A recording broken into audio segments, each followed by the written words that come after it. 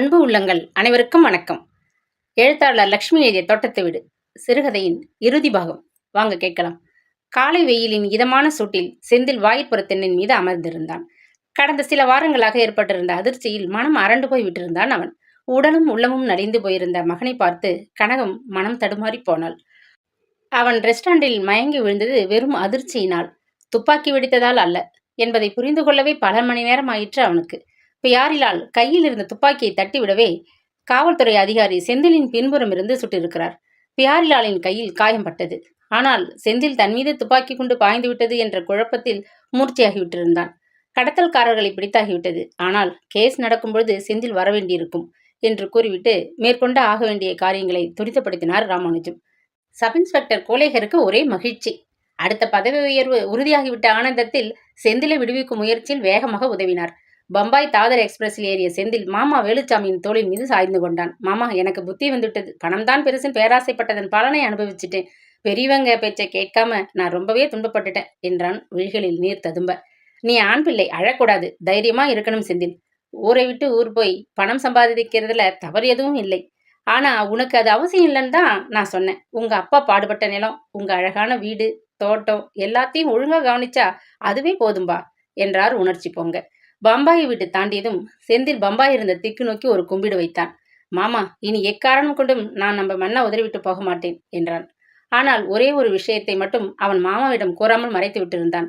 அம்மாவின் சங்கிலி. அதை மாமா தெரிந்து கொண்டுதான் பேசாமல் இருந்தாரோ, அல்லது அம்மா கூறாமல் மறைத்து விட்டாலோ, இல்லை அம்மாவுக்கே தெரியாதோ, பார்க்காமல் இருந்து விட்டாலோ?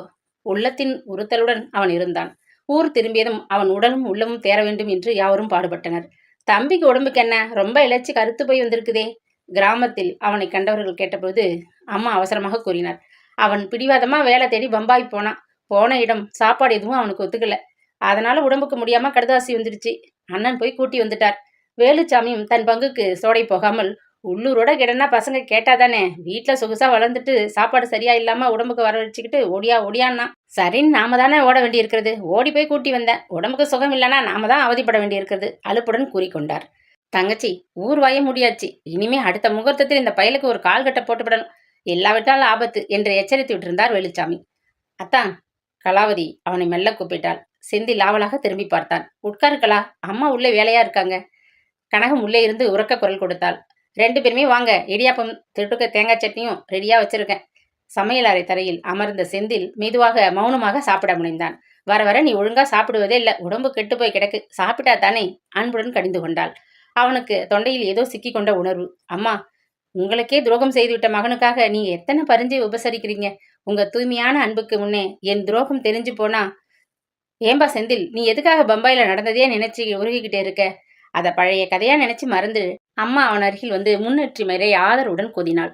உங்க மனசுல ஏதோ ஒன்று உறுத்திக்கிட்டே இருக்குது. எதுவானாலும் எங்ககிட்ட சொல்லுங்க அத்தான், கலாவதி வற்புறுத்தினாள். என் வயிற்றுல பிறந்த மகன் இப்படி மனசுக்குள்ளார வேதனைப்பட்டுக்கிட்டு உருகிக்கிட்டு இருக்கேப்பா. தாயின் கண்களில் நீர் சுரந்தது. அம்மா, நான் ஒரு பெரிய தப்பு செய்து விட்டேன். அவன் குரல் தழுதழுத்தது. எதுவானாலும் எங்ககிட்ட சொல்லுங்க அத்தான். அது மென்று விழுங்கினான். உண்மையை பேச நாக்கு எப்படி துடிக்கிறது, எப்படி சொல்றதுன்னு தெரியலம்மா. நான் உங்களை ஏமாத்திட்டேன். பெரிய பாவிமானா. செந்தில் தலையை குனிந்து கொண்டான். நீ சொல்றதே விளங்கலையப்பா.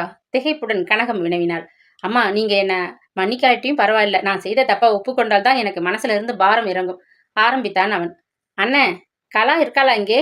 அங்கே மாமி கூப்பிட்டாங்க. சகுந்தலாவின் குரல் கேட்டதும் கனகம் மகனை சாடை செய்தாள். எதுவானாலும் இப்ப பேச்சு வேணாம், சகுந்தலா போகட்டும் என்று பொருள் அதில் இருந்தது.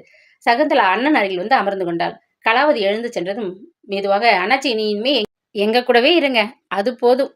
நானும் நல்ல பொண்ணா நடந்துக்குவேன், கவலைப்படாதீங்க என்றாள் குழந்தைத்தனமாக. இப்படிப்பட்ட கள்ளமில்லாத உள்ளத்தில் நான் திருடன், அதிலும் அவளுக்காக வைக்கப்பட்டிருந்த நகையை திருடியவன் என்று தெரிந்துவிட்டால் என்ன ஆகும்? எதுவும் பேசத் தோன்றாமல் தங்கையின் கையை எடுத்து தன் இடது கையில் சேர்த்து வைத்துக் கொண்டான். பிற்பகலில் வேலுச்சாமி மாமா வந்து அவனிடம் நெடுநேரம் பேசிக் கொண்டிருந்தார். இப்ப நடந்ததை பத்தி நீ கவலைப்படாம இரு. நான் தான் உனக்கு வேலைக்கு ஏற்பாடு செய்து வச்சிருக்கேன்னு சொன்னேன் இல்ல. அந்த உரக்கம்பெனி மனுஷன் வாக்கு தவறாதவர். கட்டாயம் உன் தகுதிக்கு ஏத்தா போல சம்பளம் தருவார். ஆனா ஒண்ணு, நீ பாடுபட்டு உழைக்கணும். அதை மட்டும் நினைப்புல வச்சுக்க என்று உபதேசித்தார். வீட்டு மேல இருக்கிற கடன் முடியலையே மாமா, அவன் கவலை தெரிவித்தான். எதுக்கு செந்தில் மனசை போட்டு பிச்சுக்கிற? அதுக்கும் ஒரு வழி வச்சிருக்கேன். அம்மா மென்மையாக முருவளித்தாள். உங்க மேல இருக்கிற அத்தனை நகையும் கொடுத்தாச்சு.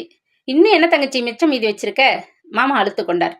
சகுந்தலா கல்யாணத்துக்கு உதவட்டும்னு 3 சவரன் கொத்து சங்கிலி வச்சிருக்கேன் அண்ணாச்சி. அதை கொடுத்து கடனை ஒழிச்சிடுங்க. அம்மா, பதறி துடித்தான் அவன். உனக்கு இல்லாத நகை எதுக்குப்பா உள்ள தொங்கணும்? நாளைக்கு அதை எடுத்துக்கிட்டு போங்க, கிடைச்ச விலைக்கு கடனை முடிச்சிடுங்க.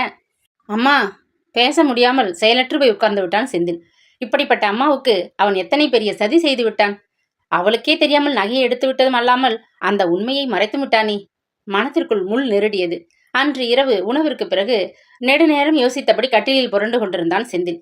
இனி அவன் உண்மையை கூறாவிட்டால் எதுவும் சீராகாது. தம்பி, அம்மாவின் குரல் கேட்டு தூக்கி வாரி போட்டவனா எழுந்து உட்கார்ந்தான். கட்டிலில் ஓரமாக அமர்ந்த கனகம் மகனை உற்று பார்த்தாள். சகுந்தரா தூங்கிடுச்சு. இப்ப நம்ம 2 பேர் மட்டும்தான் முழிச்சுக்கிட்டு இருக்கோம். இப்ப சொல்லு, என்னவோ தப்பு செய்து விட்டதா புலம்பிக் கொண்டு இருந்தாயே, ஆரம்பித்தாள் இதமான குரலில். அம்மா, சொல்லவே மனம் கூசுது. நான் திருடிட்டேன். அவன் கண்கள் பணித்தன. குரல் கம்மியது. நம்ம வீட்டு பொருளை உரிமையோடு எடுத்துக்கிட்டு போன. அது திருட்டா? கனகம் நிதானமாக பேசியதும் வியப்புடன் தாயை நிமிர்ந்து பார்த்தான். உங்களுக்கு தெரியுமா அம்மா?